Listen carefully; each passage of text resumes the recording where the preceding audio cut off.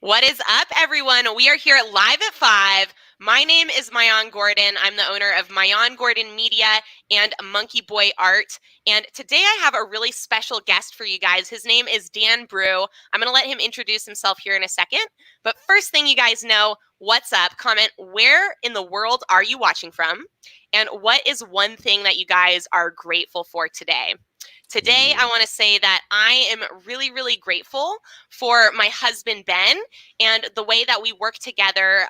He just cooked me some really delicious food so that I don't have to worry about getting in that meal. I can stay super focused on the work that I'm doing and not have to even break up my mental energy to deal with cooking. So I'm really grateful that my husband allows me to be my best self.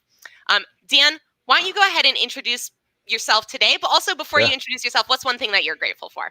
It's a great question. I think it's really important to start that way. First thing I'm grateful for is breath.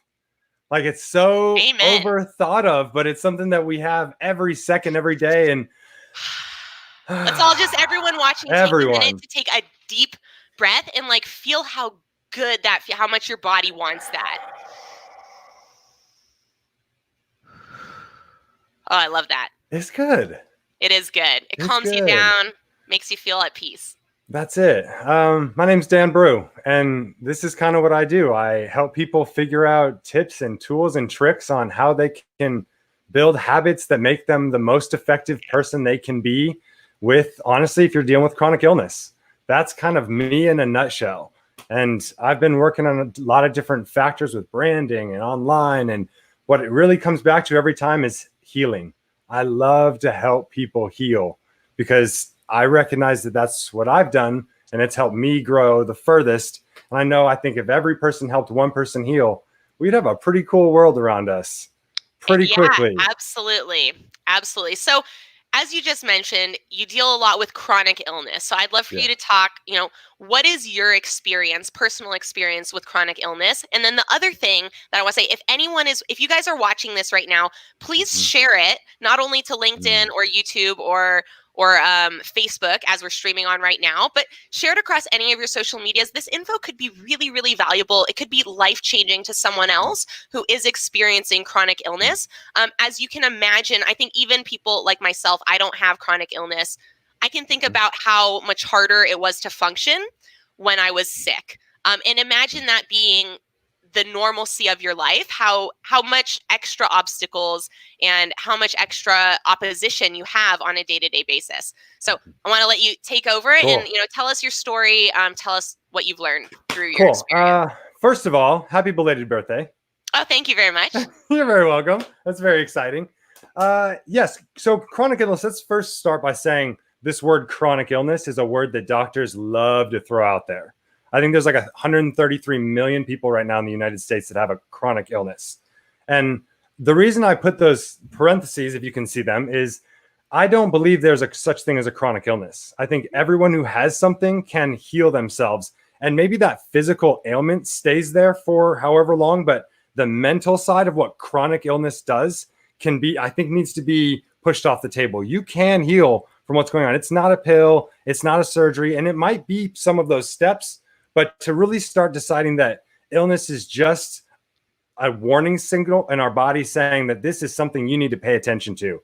And there might be a deeper root that you can look real deep inside and you hear it, like, what is that deeper root telling you? You need to change some things. And a lot of times when you hear that root inside long enough, it starts showing up in the body. And I find that really interesting. And it's really important to start saying, and I don't want to offend anyone, but I think it's important to say, if you have this term of I can never be cured, that's a really hard way to wake up every day. Yeah, it feels pretty hopeless being in that position. Exactly. Yeah. So taking your power back and recognizing that I am healthy, I am whole, I am enough as I am today is incredible. It's the same thing as that breath. It just gives this just wash of relief that comes over. So I was playing volleyball. I was in college. A lot of people in their 20s, they go through and they party and they have a great time. You go to college, you experience life the way you want to experience it. And I realized when I was 18 years old, I started having these symptoms and these things. And it ended up being, was told that you have to have your gallbladder taken out. That's where it started. Okay, cool. That happens to a lot of people. Right. And then they tell me, well, you've got ulcerative colitis. You've got some things in your stomach that are going on. Okay, so they put me on some medicine. And those medicines turn into 3 years of medicine. And that medicine turns into, the illness turns into Crohn's, which is the next level up. And I think 3 in 10 people have Crohn's. So it's like a real, it's a legit, very prevalent. It's prevalent.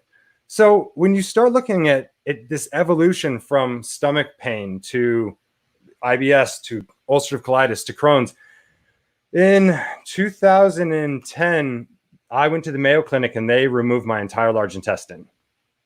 Wow. They were like, this is the only way that you're ever going to be better. This is the only way that you're going to survive. And no one spoke with me about diet. No one spoke. Wow. No one spoke with you about diet a single time before that happened? No one. I had one doctor say, what's your diet look like? Right. But never go through. And then I had a few nutritionalists say, you need to change your diet.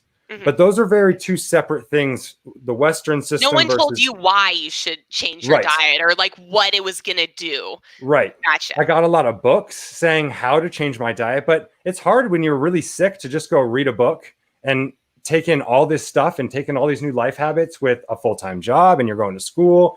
At the time I was playing volleyball and I was moving toward 2012 to go to the Olympics. That was my dream, my goal.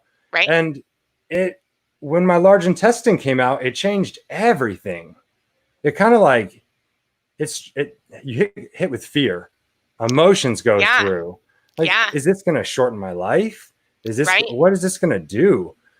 So I start processing what I need to do to stay myself. How do I be me? And I realized that I still want to play volleyball. It's something I'm really interested in. And what that meant was when you play sports, you have to shower a lot. That's kind of a given. Yep. And when you don't have a large intestine for 6 months, they give you this pouch on the side of your stomach. And you literally go into a pouch. It's weird. But you can't shower unless you blow dry it for about 4 hours long. Oh, man. Yeah. So it's a much bigger process. It's a much bigger process. And if you're doing 2-a-days, you've got to start showering a little bit more. And that's 8 hours of your day.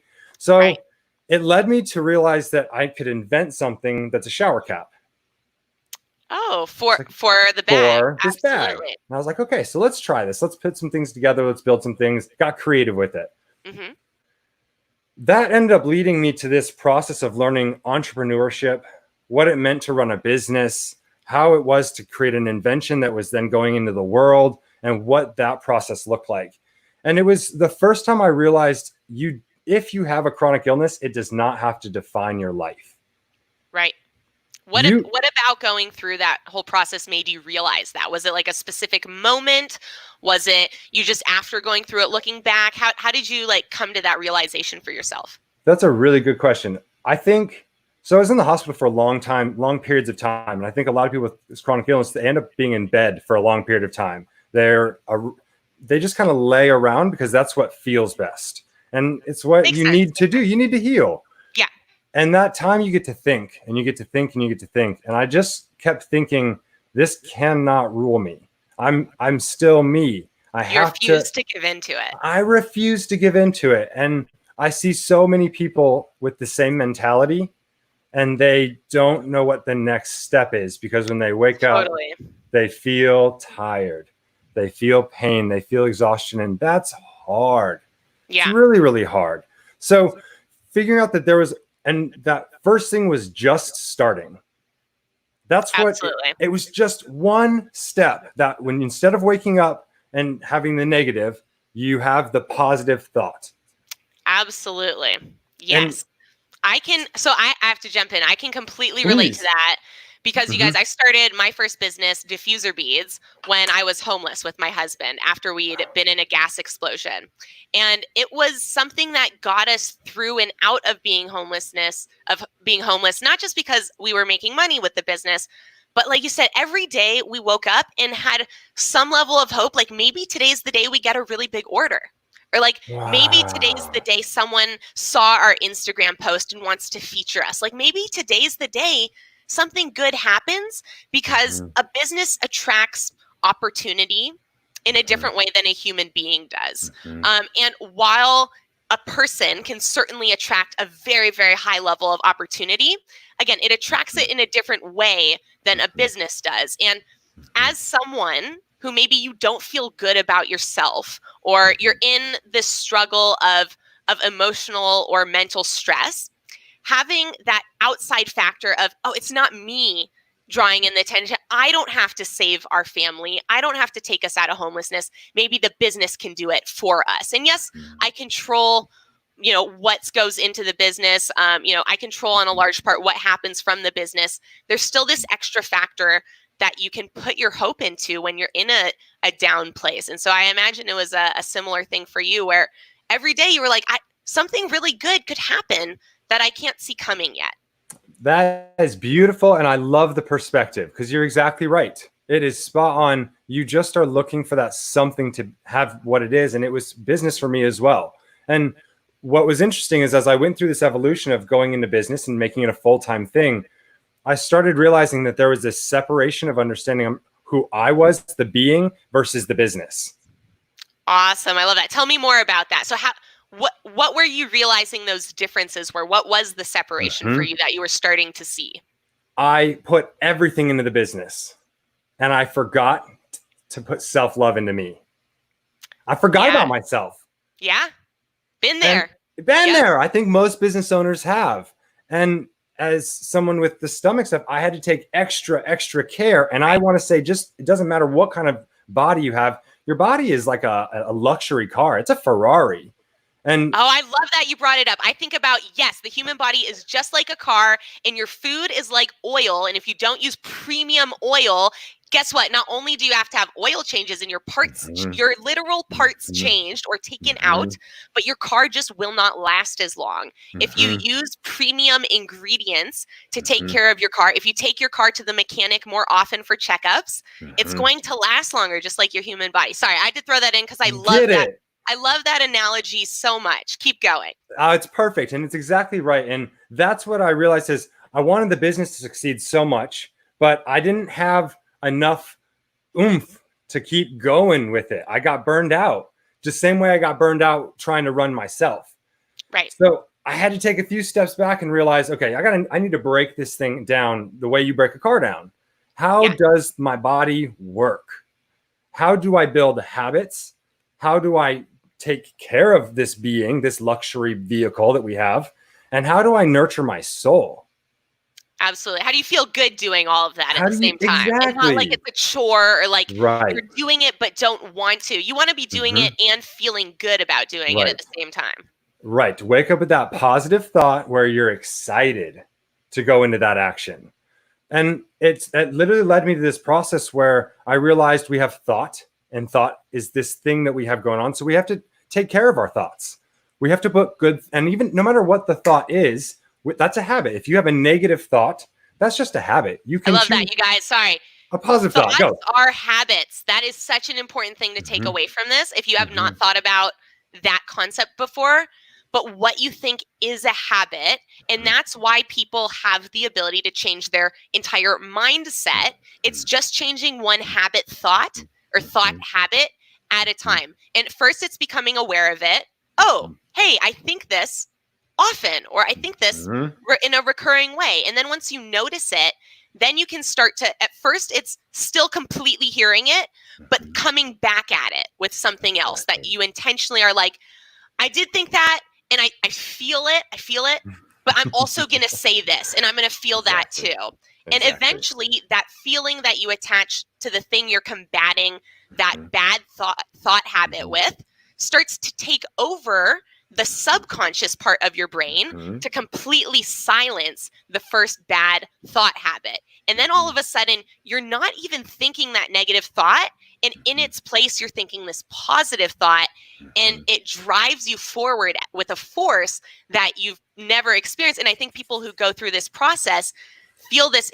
It's almost like changing out your engine for a bigger engine, right? Exactly. Like you come standard with a 358 and you change it out for a 4-3-4. I'm sure I said those numbers wrong. My husband's into cars better than I am. But right, like when you put in that new engine, you're like, holy crap, this thing's powerful. It revs and that's how you feel different about yourself. You're like, damn, like I got power and it feels good. You're exactly right. And that's exactly right. And that was the first step, was thought. And then you nailed it. You right on the head. And then it led to feelings. So I was like, what are these feelings? What's happening here? And since I was a young kid, I recognized I was an empath. I felt other people's feelings. I understood what they were experiencing, and it was too much. I had to shut it off. So I started recognizing, what are my feelings? What are other people's feelings? And what agreements have I taken on myself? And then transitioned into thoughts that allow my emotions to spin. Absolutely. Oh, that's so great. Let's break that down a little for people who are watching. So what he's essentially saying is that your thoughts and your emotions are intimately tied together always. And when you start controlling and putting active effort into what you're thinking, you also start to realize, wait, I don't just emotionally respond to things. I'm actually emotionally deciding. I'm making decisions about my emotions tied through my thoughts. And that's a really powerful thing to realize, because it makes you understand that you never have to feel bad based on not only other people's emotions. Literally, you don't have to let your own emotions ever make you feel bad, or your own thoughts, because you can always come back and think something else and have an emotion tied to that. So for example, for me, it was the process of first realizing, when other people tell me I can't do this or I shouldn't be doing this, that they're saying that based on their own thoughts and experiences about themselves. Not like, they don't know me. How could they possibly tell me what to do with any validity when they don't know who I am?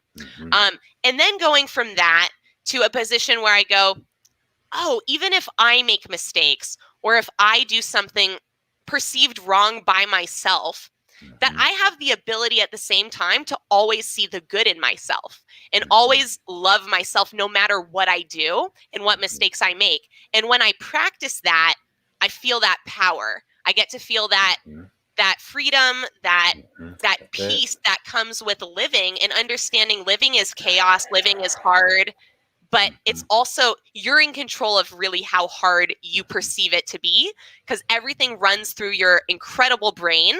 And because it runs through your brain, you get to make these choices about your thoughts, about your emotions, and consequently about your actions. Exactly. And that is where it leads next. You're doing so perfectly. Leading right into it. It leads right into it, because the action side, I recognized, okay, so I'm thinking the right things. I'm feeling what I want to feel. I've got a vision board. What's going on? Nothing's happening. So I recognize you have to put the dedicated action in. You've got to do something. You've got to listen to that idea, because if you have the idea, you can accomplish the idea. I fundamentally believe that. I agree, because your brain is incredibly powerful. If it could come up with the idea, it probably actually already has the answer on how to get there. You're just not aware of it, and you have to dig it out from your own subconscious. Exactly. So I started perfecting this process of how to work action, because I realized habits were tied deeply in action. And it was these habits that I had where I'd wake up and I'd want to watch TV. I'd wake up and I'd want to eat the wrong food. I'd wake up and I'd want to spend money because I felt bad.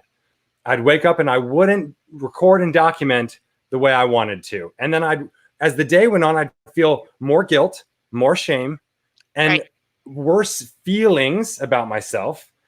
And by the end of the day, I'm in this cycle that's spinning. So understanding how to take those habits and start making the right decision for the first step leading to the second step. And maybe you slip on the third, but then you're right back on it and kind of keeping that process going. Because you can remember those first two you took and how they got you in the direction you wanted. Yeah. Exactly. Having something you've done, you've taken action towards as a positive to focus on, right? You only need one action that you did right to think about. I did that right. So let me even though I just messed up that other thing, I know I can do something right. Let me try again. Let me Spot on. let me believe in myself. So Mhm. I love this conversation so much.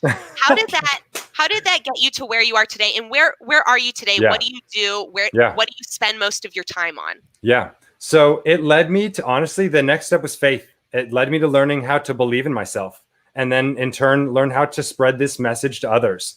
And right now I've got a team, and we give virtual presentations, we give keynote presentations, and we run workshops. That's awesome. We've helped a lot of people, and we're looking to help a lot more people, and in turn be able to start kind of changing some of these really major world processes, like water, like eating healthy, these things that we're not really talking about, on what's in our food, what's in our water. How do we be our best vehicle to in turn help each other accomplish our dreams and our vision, that also sees the world as a whole and protects the world? Because Yeah. we are this one ecosystem on this beautiful planet with these beautiful people making beautiful connections. And it's something to be cherished and something to be really loved. And the more we can spread that message, the more it brings me so much joy every single day. That's And that's awesome. what I love to I'm do. so happy to hear that. I mean, you guys can tell, look at Dan. He is glowing from sharing his message and his mission. I Exactly. think once you find kind of your purpose, it takes away, honestly, a lot of your connection to the physical part of existing on the planet, and really realizing physically how I feel is a lot less important than physically how I feel in my heart, and in my soul. Because those, interestingly enough, and this is something I think about, I'd love to do more research into this, but there is definitely a deep connection between how we emotionally feel in our heart and a physical feeling we have, right? Like when we get sad, you feel it in your heart, your chest. Like I've never heard an explanation as to like what the connection, the physical connection between that is, but being able to recognize that those feelings, which are ones you control, are much, much more powerful and enjoyable and fulfilling than, let's say, just physical pleasure that's tied to not tied to your emotions. It starts being easier and easier to give up the longing that you have, the desire that you have with that physical feeling, because it was never something that really meant anything to you. It was just something you were focusing more of your attention on because you didn't know what else could make you feel better than that. Once you realize, oh man, that inside feeling makes me feel way better than any back massage, than any sex I've ever had. That seriously, you guys, think of the most pleasurable physical feeling you can get, and I can promise you that the emotional feeling and physical feeling that comes along with that actual emotional feeling is so much more powerful in terms of making you happy at a deep level, where you're not seeking the next rush or the next pleasure. You're really like, it's something you hold on forever. Literally forever. It is in your heart in a way where you can access it and feel good from it. And it protects you. It starts to allow you to build, I would say, a shield against those negative thoughts and negative emotions in a way that, when you haven't experienced that level of emotional bliss or benefit or fulfillment, it's much harder. You guys, I totally empathize with anyone who is in a dark space, because it is an incredibly hard space to get out. Like, we're telling you how to get out of it, and it's still incredibly hard because of the emotional barriers, because your thoughts, how can you believe thoughts that you just don't believe? How can you start to get better when you try? You tell yourself, I am good enough. Every day you're trying and you're telling yourself, I am good enough, and it's not working, and you don't feel good enough. And I think it's really the whole entire flow and combination of how you were explaining it, from thought to emotion to action. And if you don't go through the entire chain and process, you get stuck in that place. Again, it's really hard to get out of, and you have to go through all three. You have to recognize and be aware of and start taking action to control your thoughts. You have to start recognizing how you feel, because if you don't ever recognize how you feel, you'll always feel stuck or confused or really frustrated, I think, is how that ends up feeling, is just frustrated. It's dis-ease in the body, which turns into disease in the body. Oh my God, I love that. That's great. Absolutely. Yeah, no, completely, completely. And I'm sure all of you guys watching have heard countless stories from friends or people that you know who got really, really sick with something, Mhm. whether it was cancer or whether it was some type of like chronic illness. Mhm. And then they made it, they did their own research and they found out that if they completely changed their diet, that they would have a chance, and like that no one was giving them good info. So they decided to get their own, and they take these actions because first they recognize their thoughts of, I don't want to die, I'm not going to give up. Yeah, And then they exactly start, right. researching on their own and noticing this makes me feel more empowered and less scared. And then they start taking action and eating better foods and seeing, and once they see even once you see the tiniest ounce of how your action plays out in real life, that you were correct to make that choice, to take that action, you're incredibly motivated from that point on to take more action. It Yep. really does start with that little seed. Absolutely. Compounds right up. Yeah, you're exactly right. And I appreciate, you're a very wise soul. It's very cool to hear Oh, you thank be you. able to like break that down. It's very cool. Thank you for being able to do that. Absolutely. I think I'm fortunate enough to have been through the process for a long period of Yeah. time. Yeah. It took me 10 more than 10 years from recognizing I'm not happy and I don't want to stay unhappy Yeah. to being in a place where I was happy and understood how I got there. Yeah. And the whole middle is you trying to be happy and not understanding what's working and what's not, but just trying and trying and trying and trying. And you know what? I promise you guys, if you try and you don't give up, that the universe will bring things into your life to help you. Even if you're not making the attempt, if you're just trying, someone will come into your life, some opportunity will come into your life, and it might take a really long time, but it will happen because I truly believe that the universe rewards two things: grit and honest intention. Like when you have honest intention that you want to be a better person, the universe is going to do something to help you get there. So I'm so grateful that you were able to come on, share your story, share all your insights on your own experience going through, realizing what chronic illness is, what it isn't, and starting to take those actions to really make your life something that I can tell, like you're loving your life. Your life's awesome. I love. Whatever's going on in your life, like Yeah. I think there's a lot of people that would look at you and go, I'm jealous of how that guy I feels, appreciate that. of how that guy feels. Someone who has a chronic illness, right? So how you feel is not tied to your physical body. It's tied much more to how you see yourself. Probably that's the biggest one. How do you see yourself? Because when you see yourself in a good light, it feels good. It feels good to your brain. Mentality. It feels good to your body. Absolutely. So are there any kind of last messages that you want to share with everyone? And then if people want to get in touch with you and find out more info, either about you or what you do in your workshops and different services, how would they do that? Yeah. To wrap it all around, I think in those times where you feel anxiety, in those times where you feel that hurt, when you're feeling low, Breathe.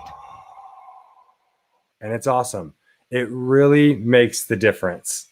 If you want to follow me or find me, it's danbrue.com. And I host a podcast called the Actually Connecting Podcast, where we talk about emotions, consciousness, and connecting. And we kind of tie all of this stuff together. And that's where you can find about habits and the stuff that we do.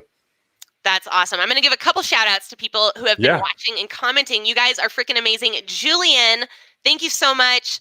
We also got Noah in the house. We got David, and we got Stuart Little. Love you, Stuart. We got Richard, who joined in and commented. Billy, absolutely love your comment. Billy has also struggled with some chronic illness. He says his point is that we're in control of our own health, and what may be perceived as a chronic illness can often be cured through mindset and taking action to improve your overall health. Whenever you have, and this is actually a good last point to bring up, if you're suffering health-wise from one particular thing, it's much, much more likely that you have a whole system issue. Same thing kind of with a car, right? Yeah, it might be that, it's going, rah, rah, rah, rah, but it's really like the whole engine or like this bigger problem that needs a lot of different little fixes done. You have to tweak all these little different areas. So it's not, if you're in a spot where you're struggling with your health, my biggest piece of advice is one tiny, tiny step at a time. You do not have to make a major, major change. It's really like replacing one of your food items. Just start there. Right. You'll feel so empowered. You'll feel so good. You will literally feel the effects from changing one food item. You will be aware and notice of how powerful that affected you, and you'll make more changes. So thank you so much, Billy, for sharing that. I don't know if I shouted out Richard, but shouting you out again in case I missed you. We got Suhail, we got Kizzy, what's good? Chad Phillips, we got Zion, the king of games. What's good? Love your name. You guys are all amazing. I appreciate each and every one of you. Again, if you got some value out of this, it would mean the world, not only to me and Dan, but to someone else out there who's going to get value from this. If you could share it to your LinkedIn, to your Facebook, Instagram, wherever it is that you hang out online, we would both really appreciate that. You guys have a great night, and we will see you again tomorrow. Thank you.